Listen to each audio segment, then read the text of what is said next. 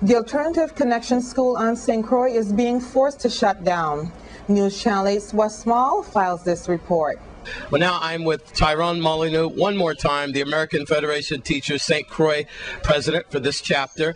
Today we're talking about the alternative high school, right? It's high school that all of a sudden has been closed. And Tyrone, you're going to keep us up to date on that. What's going to happen to these students as they come into the general population? Well, first of all, for the first time, the community learned that the Positive Connection Alternative School will no longer exist in the school year 2008-2009.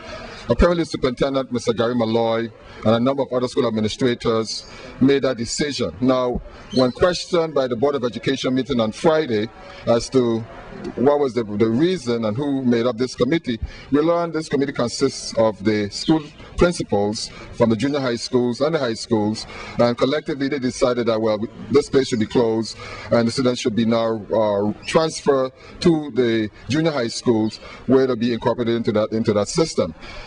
The problem I see, first of all, is that there are a number of stakeholders that should have been informed of what was taking place. The teachers, the union.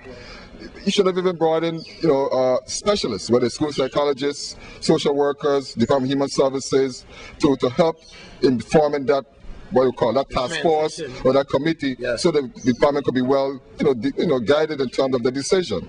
Again, this happened in a vacuum. It was announced on Friday, and the same services that the students would need, which they're not receiving in positive education, and they're not receiving in the general school population, is school psychologists, social workers, those kind of services that would help to help the students to become successful in school and with their life. So again, I'm calling the Department of Education to retain their position in terms of closing the school so hastily. And if you can do something, do it plan. Don't just wake up one day and say we're going to close the school and then don't have a real plan in place to accomplish your goal. And why did they close it again, sir?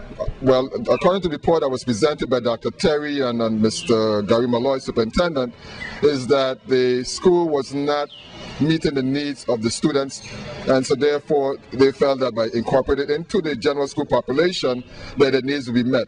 But again, this is a school, again, the name called Alternative Education Program, and we need to really train people, have professional development, have a program in place that you can see results that would help these students to become mainstream and become successful students and successful in life.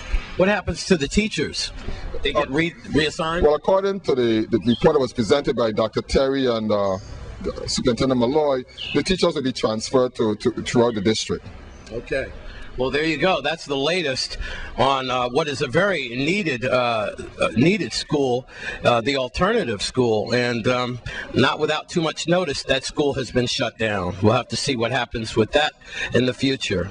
I'm Wes Small.